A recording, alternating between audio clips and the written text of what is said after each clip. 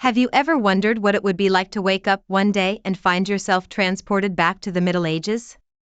Not just as a fleeting thought or a quick glance through history books, but truly immersed in the daily life of that time? Imagine stepping into a world where the simplest aspects of modern living, like running water, electricity, and even basic sanitation, are completely foreign concepts. This is not a journey into fantasy, but a deep dive into the realities of medieval life, particularly focusing on the conditions of hygiene and domestic comfort. The Middle Ages spanned roughly from the 5th to the late 15th century, a period marked by significant social, political, and cultural transformations. Yet, amidst these grand narratives, the everyday lives of ordinary people were shaped by challenges we can scarcely imagine today. Hygiene practices, for instance, were vastly different from what we consider standard. But before we delve deeper, share your thoughts on medieval hygiene practices you'd like explored in our next video for deeper insights. Let's start with the basics: your home. In the Middle Ages, houses were often simple structures made of wood, stone, or mud bricks. The walls might be plastered with a mixture of clay, straw, and dung to provide some insulation.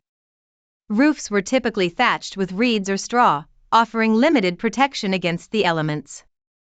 Inside, the layout was minimalistic. A typical peasant's home consisted of a single room where the entire family lived, ate, and slept. The floor was usually dirt, sometimes covered with rushes or straw for a semblance of comfort. Imagine waking up in such a space. The air is thick with the scent of damp earth and the lingering odors of last night's meal. There's a constant background hum of activity: children playing, animals moving about, and the distant sounds of village life filtering in through the gaps in the walls. Light filters in through small windows, if there are any, casting a dim glow that barely illuminates the room. Candles or oil lamps provide the only source of artificial light, their flickering flames casting dancing shadows on the rough walls. Hygiene in this setting was a constant challenge. Bathing was not a daily routine as it is today. In fact, it was quite rare. People might wash their hands and faces using basins filled with water drawn from a nearby well or stream, but full-body baths were infrequent due to the scarcity of water and the belief that they could be harmful. The concept of personal cleanliness was very different from ours. Instead of soap, people used lye, a harsh alkali derived from wood ash, which could be quite damaging to the skin. But wait, there's an even more fascinating detail about hygiene in that era. Public baths, known as bathhouses, were surprisingly common in some parts of medieval Europe. These establishments offered a communal bathing experience, where people could soak in large tubs filled with hot water. However, these baths were not just for cleaning, they were also social hubs where people gathered to chat, conduct business, and even seek medical treatments. The practice of visiting bathhouses was so ingrained in some cultures that it continued well into the Renaissance. Despite the existence of public baths, maintaining personal hygiene at home was still a challenge. Clothes were rarely washed, and people often wore the same garments for extended periods. Undergarments, if worn at all, were changed infrequently. The concept of fresh, clean laundry as we know it today simply did not exist. Instead, clothes were aired out, beaten to remove dirt, and sometimes smoked to mask odors. The smell of smoke permeated many homes, a constant reminder of the methods used to keep clothing somewhat presentable. Living conditions were closely tied to the availability of resources. For the wealthy, life was somewhat easier. Nobles and the upper classes had access to better materials for building their homes, including stone and tile roofs that provided more protection from the weather. They could afford more frequent changes of clothing and had servants to help with household chores. Some even had private chambers with basic plumbing systems, allowing for more regular bathing. However, even for the wealthy, the standards of hygiene and comfort were far from what we consider acceptable today. The diet of medieval people also played a significant role in their daily lives. Food was often scarce, and the quality varied greatly depending on one's social status. Peasants primarily subsisted on a diet of bread, porridge, and vegetables, supplemented occasionally by meat or fish. Cooking was done over open fires, and the kitchen was often a smoky, chaotic place. The preparation and storage of food were challenging tasks, especially in the absence of refrigeration. Salt was used extensively as a preservative, giving many dishes a distinct flavor. Drinking water was often contaminated, leading many people to consume ale or wine instead, as the fermentation process killed harmful bacteria. As you can see, the life of a medieval person was fraught with difficulties that we can hardly comprehend today. From the moment they woke up until they went to sleep, every aspect of their existence was shaped by the limitations of their time. The lack of modern amenities meant that even the most basic tasks required considerable effort and ingenuity. Yet, despite these challenges, people found ways to adapt and survive, creating a rich tapestry of customs and traditions that have left an indelible mark on history. But let's not forget about the health implications of such living conditions. Disease was rampant in medieval times, with outbreaks of plague, cholera, and other illnesses claiming countless lives. The lack of proper sanitation and hygiene practices contributed significantly to the spread of these diseases. People had limited understanding of germ theory and the importance of cleanliness in preventing illness. Medical knowledge was rudimentary, and treatments often relied on superstition and folk remedies rather than scientific principles. The impact of these conditions on daily life was profound. People lived in constant fear of sickness and death, and the average lifespan was much shorter than it is today. Children were particularly vulnerable, with high infant mortality rates being a harsh reality of the time. The struggle for survival was a daily battle, and the simple act of staying healthy was a major concern for everyone. Yet, amidst these challenges, there were moments of resilience and creativity. People developed various methods to cope with their difficult circumstances. For example, the use of herbs and plants for medicinal purposes was widespread. Many households cultivated gardens filled with plants believed to have healing properties. These natural remedies were passed down through generations and formed an integral part of medieval healthcare. The role of women in maintaining the household was crucial. They were responsible for managing the home, preparing meals, caring for children, and often assisting with agricultural work. Their knowledge of herbal medicine and traditional healing practices was invaluable, and they played a vital role in keeping their families healthy. Despite the hardships they faced, women found ways to create a sense of normalcy and comfort within their homes. As we continue to explore the intricacies of medieval life, it becomes clear that the conditions of hygiene and domestic comfort were deeply intertwined with the broader social and economic context of the time. The feudal system, which dominated much of medieval Europe, created a rigid hierarchy that dictated the lives of people at every level. Serfs and peasants were bound to the land and had little control over their own destinies, while nobles and lords enjoyed greater privileges and resources. This social structure influenced every aspect of daily life, from the types of homes people lived in to the food they ate and the clothes they wore. The gap between the rich and the poor was vast, and the disparities in living conditions were stark. While the wealthy could afford certain luxuries, the majority of the population struggled to meet their basic needs. The challenges of medieval life extended beyond the confines of the home. Travel was arduous and dangerous, with roads often muddy and impassable. Communication was slow, relying on messengers and word of mouth. News of events in distant lands could take weeks or even months to reach people, creating a sense of isolation and uncertainty. Despite these difficulties, people found ways to connect and build communities. Markets and fairs were important gathering places where goods were traded, news was shared, and social bonds were strengthened. Religious institutions also played a central role in medieval society, providing a sense of order and meaning in a world that could often seem chaotic and unpredictable. The church was not just a place of worship but also a center for education, charity, and community support. Monasteries and convents were havens of learning and scholarship, preserving knowledge and fostering intellectual pursuits. The influence of religion permeated every aspect of life, shaping beliefs, values, and daily routines.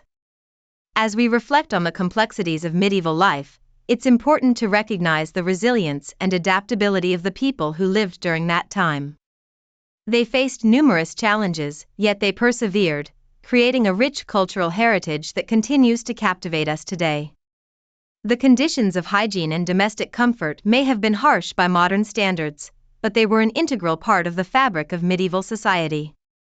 The story of medieval life is one of contrasts between wealth and poverty, knowledge and ignorance, disease and healing. It's a tale of human ingenuity and perseverance in the face of adversity. As we continue our exploration, we'll uncover more layers of this fascinating period, delving into the intricate details that shaped the lives of people long ago. And through this journey, we'll gain a deeper appreciation for the comforts and conveniences we often take for granted in our own lives. The daily grind of medieval life was relentless, with each task presenting its own set of challenges. After the arduous process of dressing oneself in garments that offered little comfort, the next hurdle was the workday. For the majority of the population, this meant laboring in the fields or engaging in other forms of manual work. The physical demands were immense, and the tools available were primitive compared to modern standards. Plows were heavy and difficult to maneuver, and the constant bending and lifting took a toll on the body. The workday was long, often starting before sunrise and ending after sunset, leaving little time for rest or leisure. Amidst the toil, the role of animals in medieval life cannot be overlooked. Livestock was not only a source of food but also a crucial asset for labor. Oxen were used for plowing fields, horses for transportation, and donkeys for carrying heavy loads. However, the relationship between humans and animals was not always harmonious. Animals were often overworked and poorly cared for, leading to illness and premature death. The stench of animal waste permeated the air, adding to the already unpleasant living conditions. Despite these challenges, the bond between humans and animals was strong, as they relied on each other for survival. As the day progressed, the need for personal hygiene became increasingly apparent. Bathing was a rare luxury, reserved for special occasions or the wealthy elite. Most people went weeks, if not months, without washing their bodies thoroughly. The lack of clean water and the belief that frequent bathing could lead to illness further discouraged this practice. Instead, people would sponge themselves with a damp cloth or wash their faces and hands in a basin of water. The concept of daily showers was unheard of, and the resulting body odor was a common feature of medieval life. The challenges of medieval life extended to the realm of personal relationships. Marriage was often arranged for practical reasons, such as securing alliances or inheriting property. Love and affection were secondary considerations, and couples were expected to fulfill their duties regardless of their feelings for each other. Divorce was virtually impossible, and unhappy marriages were endured for the sake of social stability. The roles of men and women were strictly defined, with men being the primary breadwinners and women responsible for domestic duties. This rigid gender hierarchy left little room for individual expression or personal fulfillment. Despite the hardships, medieval society was not devoid of moments of joy and celebration. Festivals and holidays were eagerly anticipated breaks from the monotony of daily life. These events brought communities together, offering a chance for people to socialize, trade goods, and engage in various forms of entertainment. Music, dance, and storytelling were popular pastimes, providing a much-needed respite from the struggles of everyday existence. The church played a central role in organizing these festivities, using them as opportunities to reinforce religious teachings and strengthen the bonds of faith. The education system in medieval times was vastly different from what we know today. Formal schooling was limited to the privileged few, with most children learning through apprenticeships or by helping their parents with daily chores. Literacy rates were low, and books were rare and expensive. Monasteries and cathedrals served as centers of learning, where scholars studied theology, philosophy, and classical texts. The transmission of knowledge was largely oral, with teachers passing on information through lectures and discussions. The lack of written materials meant that students had to rely on their memory and note-taking skills to retain information. The legal system in medieval Europe was complex and varied, reflecting the diverse social structures of the time. Justice was often administered by local lords or village elders, who made decisions based on customary laws and personal judgment. Trials were public affairs, with the community playing a significant role in determining guilt or innocence. Punishments could be severe, ranging from fines and imprisonment to mutilation and execution. The concept of rehabilitation was largely absent, with the focus being on retribution and deterrence. The lack of a standardized legal code led to inconsistencies and abuses, with the powerful often escaping accountability while the weak suffered disproportionately. Religion permeated every aspect of medieval life, influencing beliefs, values, and daily routines. The Christian Church held immense power and authority, shaping the moral and spiritual landscape of the time. Religious rituals and ceremonies were an integral part of community life, providing a sense of order and meaning in a world that could often seem chaotic and unpredictable. The Church also played a crucial role in education, charity, and community support, serving as a refuge for the needy and a source of guidance for the faithful. Monasteries and convents were centers of learning and scholarship, preserving knowledge and fostering intellectual pursuits. The role of women in medieval society was multifaceted and often underestimated. While they were primarily responsible for managing the household, preparing meals, and caring for children, their contributions extended far beyond these domestic duties. Many women were skilled artisans, producing textiles, pottery, and other goods that were essential for daily life. They also played a vital role in the economy, trading goods at markets and fairs and participating in various forms of commerce. Despite the limitations imposed by societal norms, women found ways to assert their agency and make meaningful contributions to their communities.